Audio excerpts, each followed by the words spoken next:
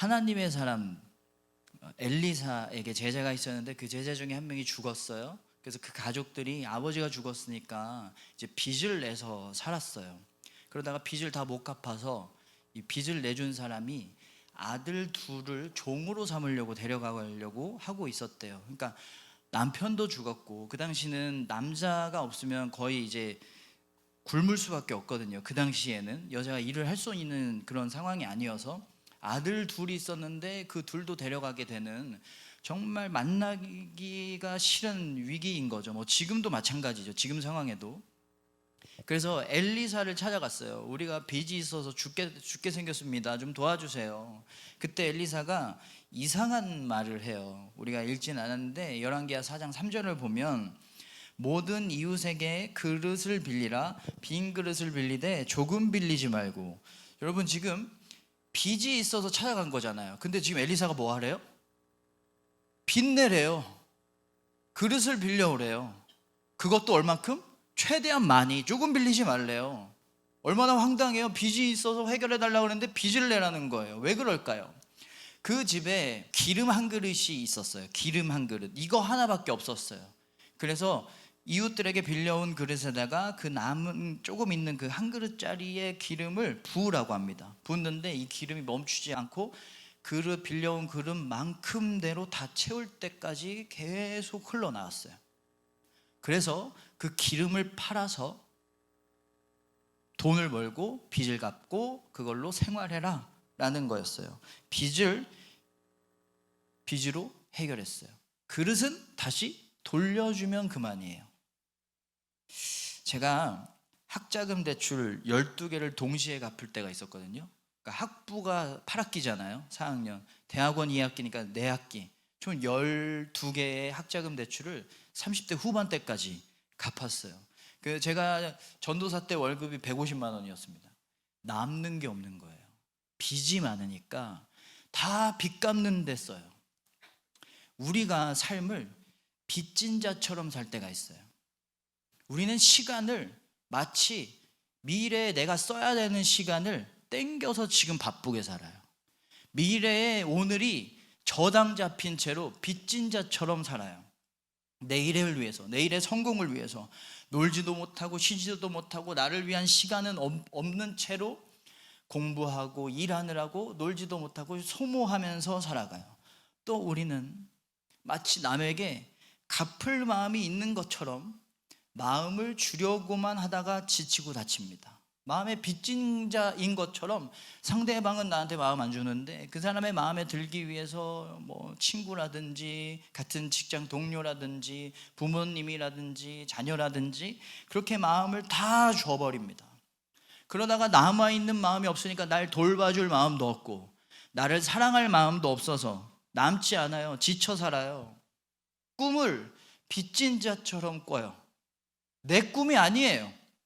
다른 사람이 꾸는 꿈을 복사해요. 아, 저거 좋아 보이네. 저거 괜찮아 보이네. 저거 조금 유망하대. 아니면 부모님이 너 이거 하면 좋을 것 같아. 부모님의 꿈을 꿔다가 내가 꿔요. 내 꿈이 없어요. 내 진짜 삶이 없어요. 오늘 말씀에 빚 때문에 2명의 아들들이 종이 되게 생겼어요.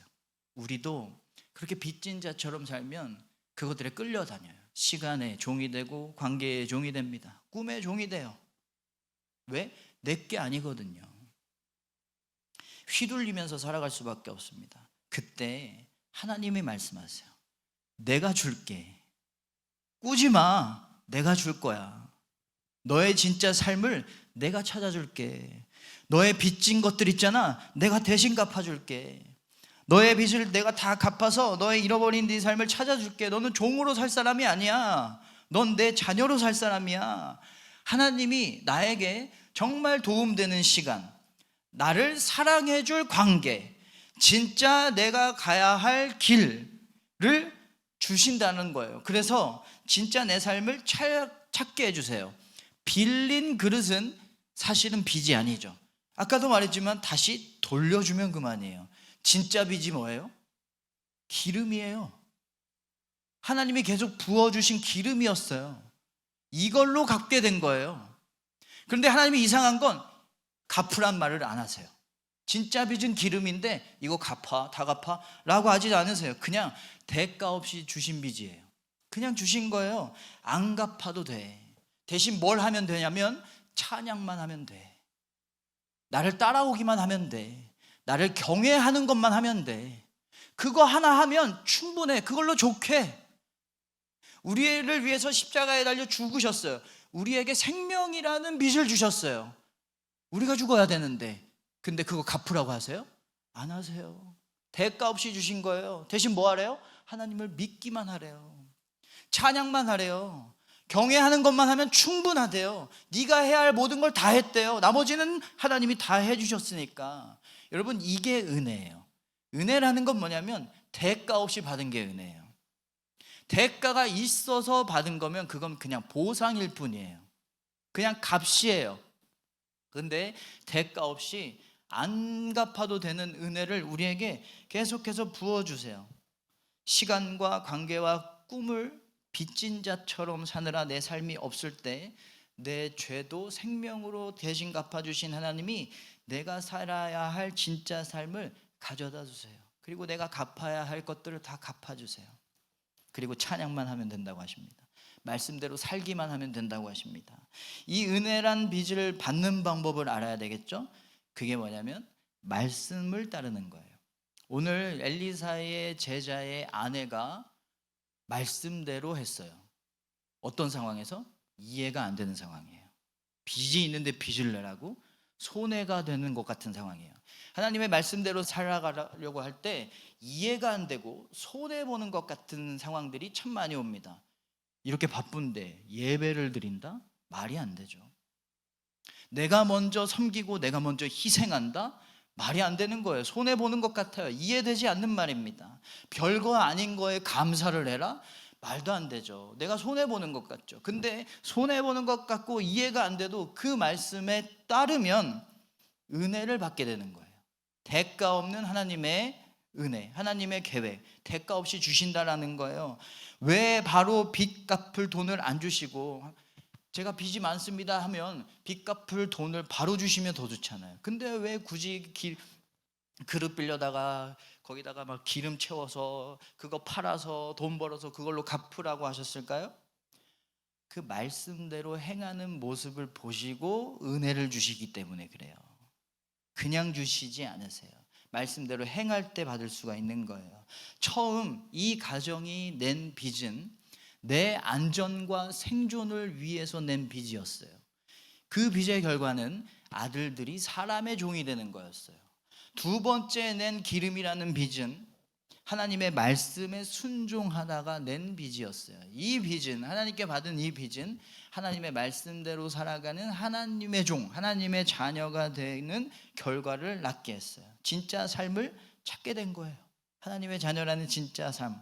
빚진 자처럼 살고 있을 때 시간이 없고 내 꿈이 아닌 것 같고 마음을 주다가 지쳐버렸을 때 내가 너무 빚진 자처럼 살고 갚을 게 많은 것 같은 여유가 없는 삶을 살고 있을 때 우리가 해야 되는 건 어떻게 하면 내가 이거 빨리 이뤄가지고 이 빚을 다 갚을까? 다 갚은 것 같은 삶을 살 수 있을까가 아니라 더 말씀대로 살아야 할 때라는 것을 늘 기억하시길 바랍니다. 그래야 은혜 받아요. 그래야 그 은혜로 그 빚을 다 갚아버릴 수 있어요. 그 은혜로 살아갈 수가 있는 거예요. 은혜 많이 받고 감사와 찬양과 경배로 하나님께 돌려드리는 것만 하면 되는 겁니다. 은혜 많이 받으시고 감사 많이 하시고 찬양 많이 하시고 예배 많이 드리는 여러분 되시기를 축원합니다. 여러분, 하나님의 해결 방법은 이렇게 우리의 방식과 우리의 상식을 초월해요. 우리의 순서를 초월해요. 이 방식을 왜 알아야 되냐면 방식을 모르면 하나님은 열심히 일하고 계세요. 근데 그 방식이 모르니까 하나님 왜 아무것도 안 하시지? 조급하고 불안하고 불신합니다. 원망해요. 근데 이 방식을 알면 하나님이 일하신다라는 게 보이겠죠. 이거 하나님이 일하는 방식이니까 이게 하나님 열심히 일하고 계시네. 담대해질 수 있고 평안해질 수 있겠죠. 방식을 많이 알아야 돼요. 하나님을 잘 이해할 수 있어야 돼요. 또 어떤 방식이 있을까요? 빚이 있을 때 빚을 직접 해결하지 않고 은혜의 빚을 더 내게 하셔서 빚을 없애신 하나님이 빨리 해결해야 될 때 있죠. 빨리 해결해야 될 때 빠르지 않게 하심으로 시간과 속도의 문제를 해결하십니다. 오늘 말씀 다음에 수넴 여인이 나오는데 이 여인에게도 아들에게 문제가 있었어요. 아들이 죽었어요. 그래서 엘리사를 바로 찾아갑니다. 아들이 죽었다고. 그래서 엘리사가 뭐 하냐면 자신의 시종이었던 게하시를 바로 보냅니다. 바로 보내면서 무슨 말 하냐면, 야, 너 빨리 가. 아는 사람 만나도 인사하지 말고 그냥 바로 곧장 가. 그때 당시에 인사라는 건 뭐냐면 안녕 안녕 다음에 밥 먹자 이게 아니라 10분 동안 안부를 구하는 거였어요. 안부를 묻는 거예요. 10분도 아까운 거예요. 바로 가라고. 게하시가 바로 도착했어요. 그리고 엘리사가 알려준 대로 엘리사의 지팡이를 아이의 얼굴에다가 대거든요. 근데 안 살아납니다. 뒤늦게 엘리사가 도착했어요. 도착하자마자 아이의 위에 엎드려요. 근데 아이가 안 살아납니다. 시간을 좀 두고 있다가 다시 똑같은 방법으로 시도했어요. 아이가 그때 살아나는데 바로 눈을 뜬 게 아니에요. 재채기를 7번이나 하고 눈을 떴대요. 여러분, 지금 이 아이의 엄마 엘리사, 게하시는 급해 죽겠어요. 근데 누가 혼자 느긋해요? 하나님 혼자 느긋해요. 다 바로 갖고 막 급하게 갖고 너무 조급한데 하나님이 계속 의도적으로 뭐 하고 계시냐면 시간을 지연시키고 계세요. 이거 해도 안 되고 이거 해도 안 되고 엘리사가 왔는데도 안 되고. 왜 이렇게 느긋하실까요? 그 시간 동안 하나님이 보고 싶은 게 있으셨어요. 뭘 하라는 걸까요? 그 시간 동안, 그 지연된 시간만큼 뭘 하라는 걸까요? 사람이 죽으면 살릴 수 있는 골든타임이 있대요. 여러분, 아이를 살리는데 가장 중요한 건 이 상황에서 뭐예요? 시간이에요. 시간의 여부에 따라서 모든 게 결정돼요. 근데 하나님이 그 유일한 가능성이었던 시간이라는 것조차도 완전히 배제시키셨어요. 의지할 게 시간인데 시간이 없어요. 그러면 뭐가 남아요? 뭐만 남아요? 누구만 남아요? 하나님만 남는 거예요. 뭐 보라는 거예요? 하나님 보라는 거예요. 가능성이 다 사라졌을 때 시간밖에 없었어요. 우리에게 가지고 있는 이 변수는 시간밖에 없는데 그것도 가져가십니다. 그러면 하나님밖에 안 보이죠. 하나님만 바라보라는 거예요. 그 시간 동안, 그 지연된 시간 동안 하나님만 바라봐야 돼. 하나님만 의지해야 돼. 그러면 하나님이 하나님의 방식으로 일하신다. 그래서 여러분, 사실 하나님은 이 시간을 지연시키신 게 아니라 아이의 생명을 연장시키신 거예요. 아이가 살아났잖아요. 시간이 지연된 게 아니에요. 아이의 생명이 연장된 거예요. 빨리 되어야 돼 라는 상황 속에서 시간이 지연돼도 상관없습니다. 왜냐하면 하나님은 지금보다 늦으면 가능성이 없어 라고 하는 상황에서 하나님은 그 가능성의 시간 자체를 연장해 주실 수 있는 분이에요. 시간에 구애받지 않으시는 분이에요. 제가 말씀을 전하러 어느 교회에 가는데 가는 길목에 지방이어가지고 맛집을 찾아서 항상 저는 맛집을 찾아요. 그 지역에. 그래서 맛집에 가서 식당 가서 맛있게 밥을 먹으려고 한 숟가락을 이렇게 떠서 입에 넣는데 잠깐 느낌이 뭔가 쎄한 거예요. 8시 집회라고 알고 있었거든요. 일정표를 봤는데 7시 집회인 거예요. 지금 숟가락 내려놓고 가도 30분 늦어요. 그래서 바로 그 담당 사역자님한테 제가 시간을 잘못 봤어요. 좀 늦을 것 같아요. 죄송해요. 빨리 갈게요. 하려고 문자를 막 쓰려고 하는데 갑자기 그분한테 전화가 온 거예요. 어디냐고. 보통 집회 시간쯤 되면 사역자한테 어디쯤이냐고 확인 전화가 오거든요. 안 오니까 전화 왔나 보다. 전화 받았어요. 떨리는 마음으로.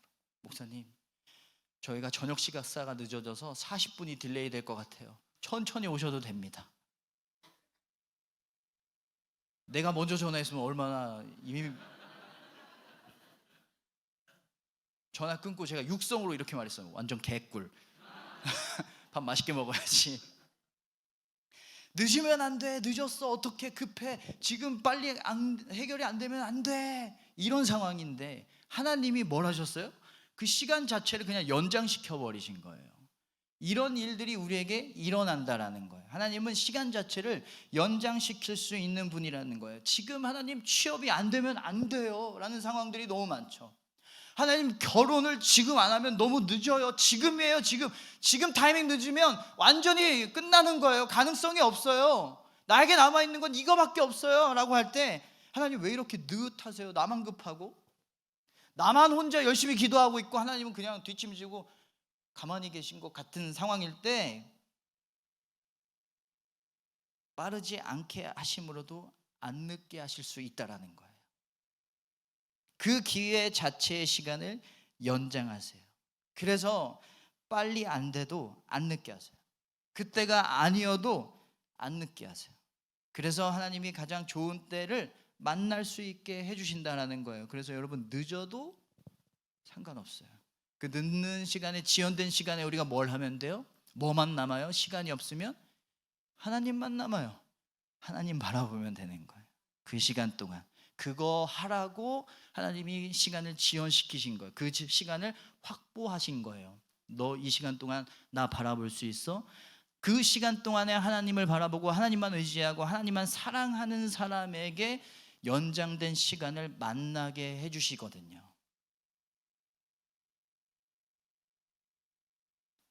늦은 것 같을 때, 지금 아니면 안 될 것 같을 때, 여러분 그 시간 속에서도 하나님만 바라보고 하나님만 사랑하고 하나님만 높이는 시간으로 쓰시는 여러분 되시길 바랍니다.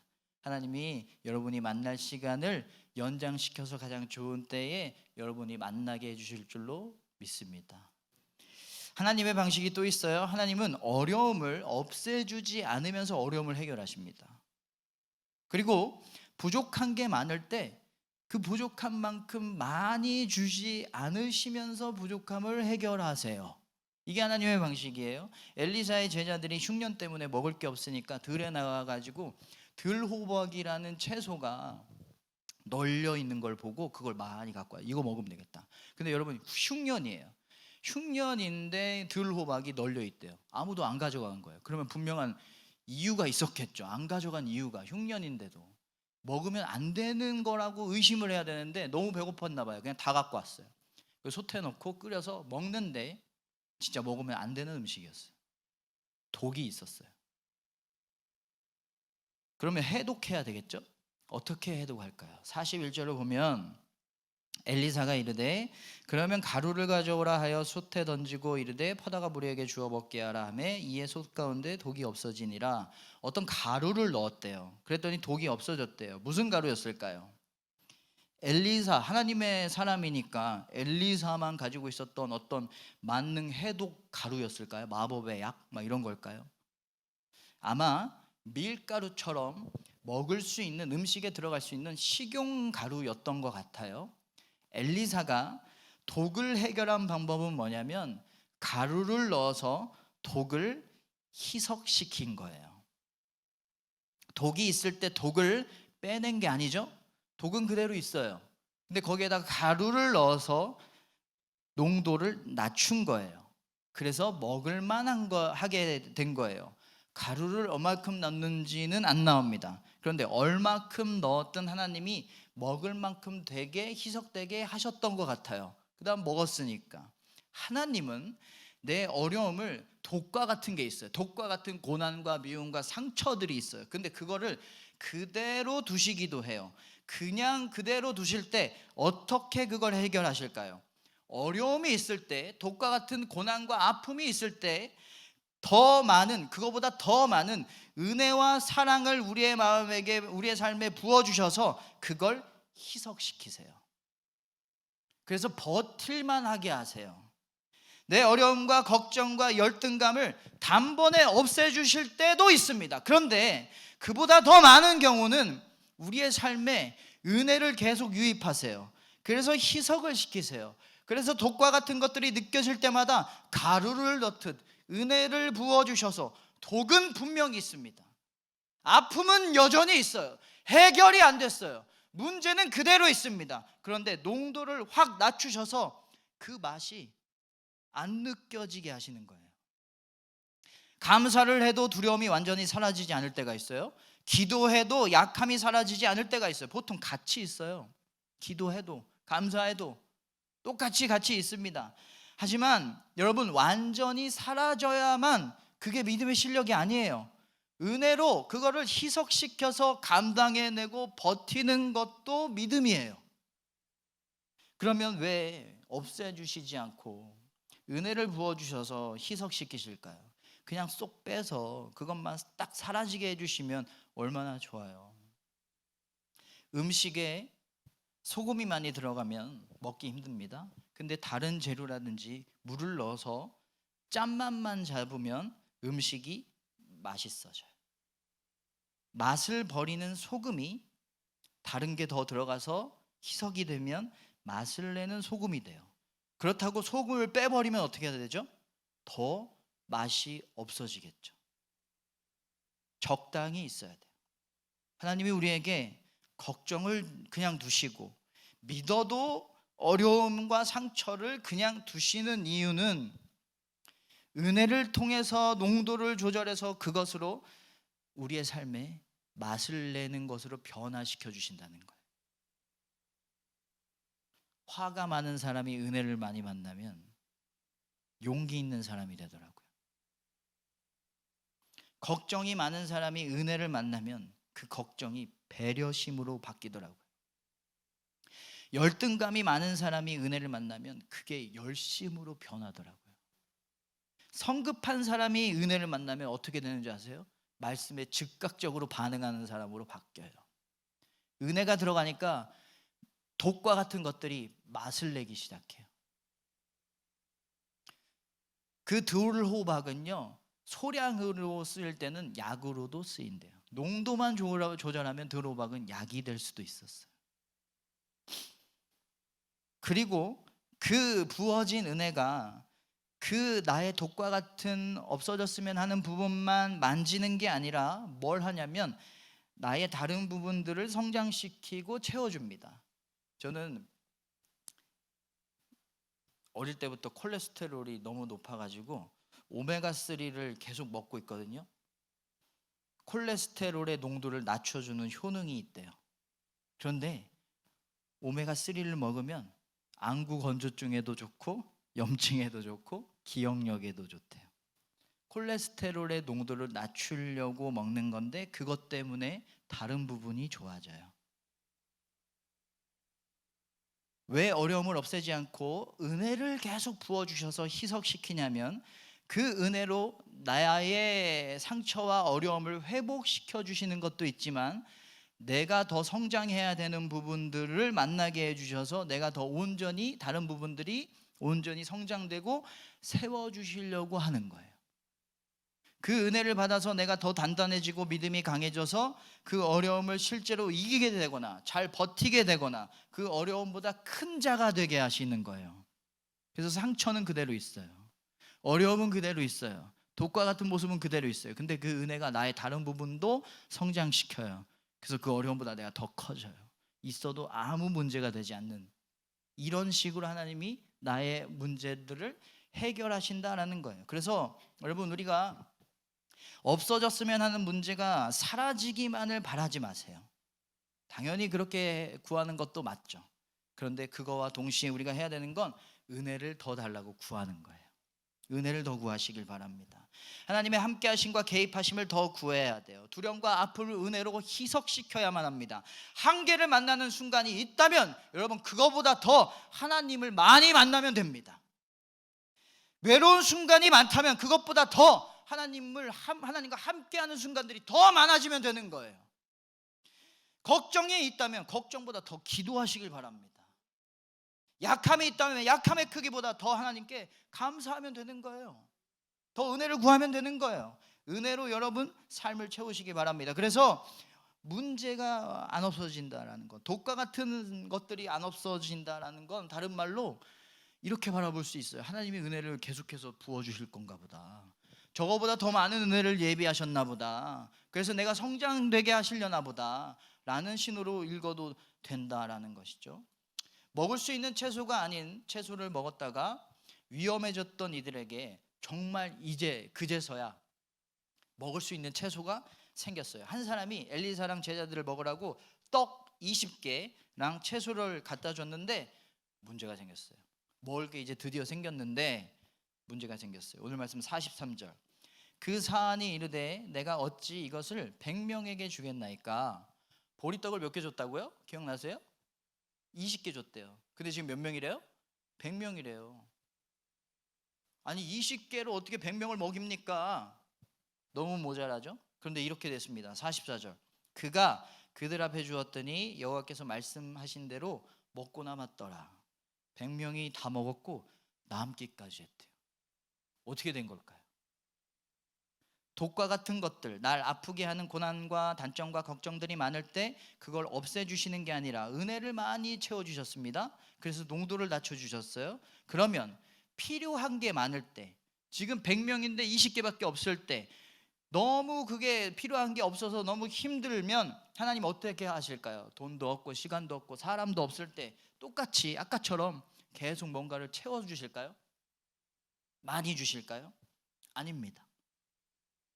음식이 남았다 그랬죠? 그런데 음식이 많아지지 않았어요. 많아지는 기적으로 배부르신 게 아니에요. 어떤 기적이 일어났냐면 조금만 먹었는데 배부르게 하신 거예요. 조금만 먹었는데 배부르게 되는 기적을 보여주신 거예요. 음식이 많아졌다라는 말씀은 안 나옵니다. 44절을 다시 볼게요. 그가 그들 앞에 주었더니 여호와께서 말씀하신 대로 먹고 남았더라. 남았다는 내용만 나옵니다. 그러면 남았다라는 말이 음식이 불어났다는 것의 증거가 아닐까요? 라고 생각할 수 있겠죠. 근데 아니에요. 조금만 먹어도 배부르게 하신 하나님의 큰 능력을 증거하는 말씀도 될 수 있어요. 그리고 조금의 음식으로 얼마나 배부르게 하셨으면 남게 하셨을까요? 하나님의 큰 능력이 얼마나 대단한지를 우리가 엿볼 수 있는 거예요. 그러면 음식이 안 불어난 거면 그냥 없는 대로 조금씩 나눠 먹은 건 아닐까요? 라고 생각할 수도 있겠죠. 그러면 음식이 남을 리가 없죠. 나눠 먹은 거면 다 먹었겠죠. 안 그래도 모자란데. 오늘 말씀은 신약의 어떤 말씀과 비슷해요? 혹시 생각나는 장면이 있으세요? 오병이어랑 굉장히 비슷하죠. 오병이어도 들에 있을 때 먹을 게 없었고 한 아이가 가져다 준 음식을 불어나게 하셔서 배부르게 하시고 음식도 남았어요. 근데 정말 비슷한데 하나가 딱 달라요. 보리떡 5개와 물고기 2마리는 12광주리가 남았어요. 남았는데 12광주리가 남았어요. 여기서 차이점이 납니다. 뭐냐면 원래 있던 것보다 12광주리라는 말은 더 남았다는 얘기죠. 불어난 게 맞아요. 그렇죠? 보리떡 5개밖에 없었는데 12광주리가 남았대요. 그런데 오늘 말씀은 불어났다라는 말은 안 나와요. 그냥 남았다라는 말만 나와요. 특별히 많아지지 않았어요.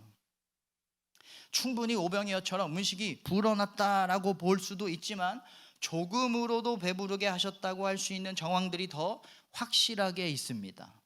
어려움을 없애주지 않으면서 어려움을 해결하신 하나님은 많아지길 바라는 것을 많아지지 않게 하시면서 부족함을 해결하시는데 그 조금으로도 충분하게 하신다라는 거죠. 그 조금으로도 일하신다라는 거예요. 300명밖에 없는 군사로 13만 5천 명을 이기신 것처럼 조금으로도 역사하실 수 있는 게 하나님의 방식이었어요. 은혜를 많이 부어주셔서 고난의 농도를 낮추신 하나님이 이번에는 조금밖에 없는 것에 밀도를 높이셨어요. 그래서 그걸로 충분하게 하셨어요. 이게 하나님의 방식이에요. 제가 한 교회에 가서 말씀을 전하는데 비가 많이 오는 날이었어요. 근데 비가 그날따라 예배실에 본당에 비가 샌 거예요. 근데 비가 새는 그 자리가 어디였냐면 믹서 바로 위였어요. 믹서가 물이 들어가서 갑자기 찬양하고 있는데 악기가 소리가 다 안 나오는 거예요.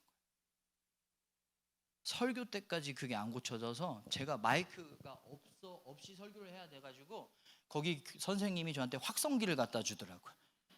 그걸로 하시라고. 그래서 그냥 생목으로 하겠다라고 했거든요. 근데 찬양할 때, 말씀 전하고 결단 찬양하고 기도할 때까지도 안 고쳐졌어요. 그냥 이런 피아노, 그냥 어쿠스틱 피아노랑 그냥 제 생목으로 예배를 드렸는데 거기 있는 청소년들이 마이크가 나오든 안 나오든, 악기가 나오든 안 나오든, 말씀도 잘 듣고 찬양도 잘하고 기도도 열심히 하는 거예요.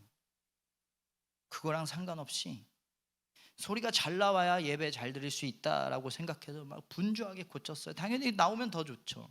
악기가 많아야 은혜 받을 수 있다고 생각했는데 그거 없어도 하나님이 은혜를 충분하게 하신 거예요.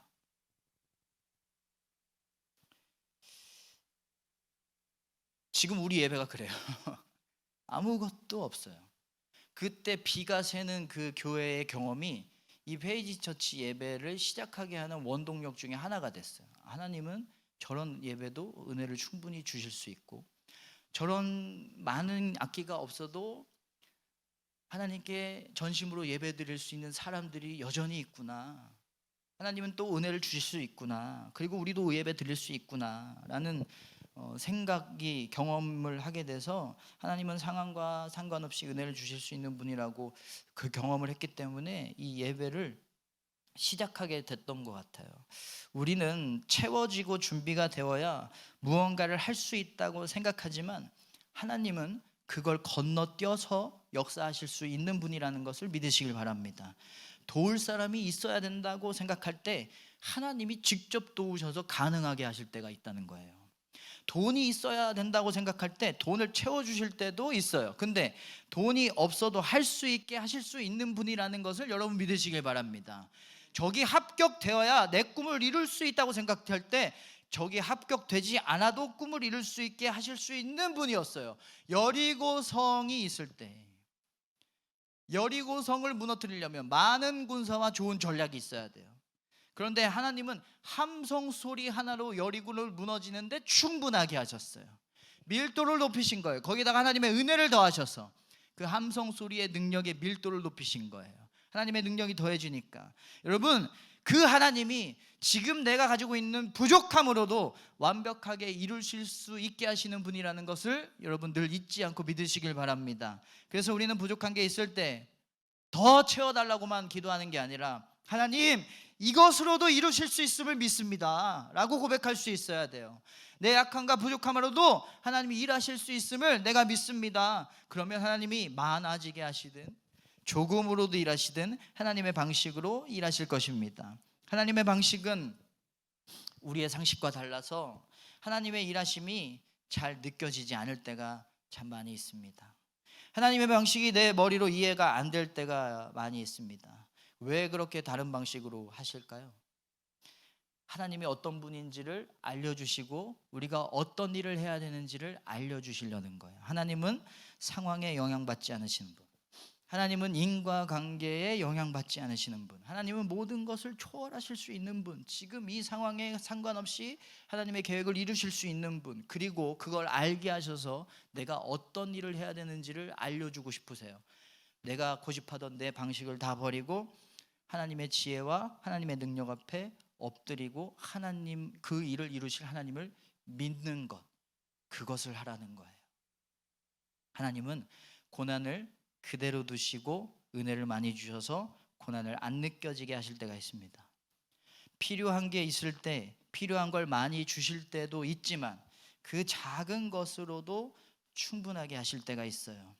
빨리 해결돼야 될 때 빨리 되게 하실 때도 있어요. 그런데 느린 대로 그냥 두시고 시간 자체를 연장시키시기도 합니다. 고난이 많을 때 은혜를 더 달라고 기도하시길 바랍니다. 필요한 게 많을 때 하나님은 이 조금으로도 충분하게 하실 수 있다라고 고백하시길 바랍니다. 시간이 부족한 것 같아서 조급할 땐 시간을 조절하시는 하나님이 나에게 가장 좋은 때를 만나게 하실 것을 여러분 신뢰하시길 바랍니다. 하나님이 가장 좋은 하나님의 방법으로 일하실 것입니다. 오늘 제가 말씀드린 방식들은 극히 일부예요. 그냥 사례별로 오늘 말씀에 따라서 드린 말씀일 뿐이에요. 여러분의 삶 가운데 하나님이 더 다양하고 더 초월적인 방법으로 일하실 거예요. 그때는 우리가 뭘 해야 되냐면 하나님이 어떤 일을 해야 되는지 우리에게 오늘 말씀을 통해서 알려주신 걸 하기만 하면 되는 거예요. 어떠한 상황 속에서도 하나님은 이루실 수 있다라고 신뢰하고 확신하면서 하나님을 믿는 거, 그 연장된 시간 속에서, 그 고난의 시간 속에서 하나님의 말씀대로 살아가고 하나님을 떠나지 않고 하나님과 붙어 살아가는 거, 이게 우리의 살아가는 믿음의 방식인 줄로 믿으시기 바랍니다. 하나님의 해결 방식을 신뢰하시고 하나님이 우리에게 요구하시는 믿음의 방식대로 하나님을 쫓아가고 하나님을 찬양하고 하나님의 말씀대로 살아가는 가장 좋은 방식으로 살아가는 우리 모두가 되기를 주님의 이름으로 축원합니다.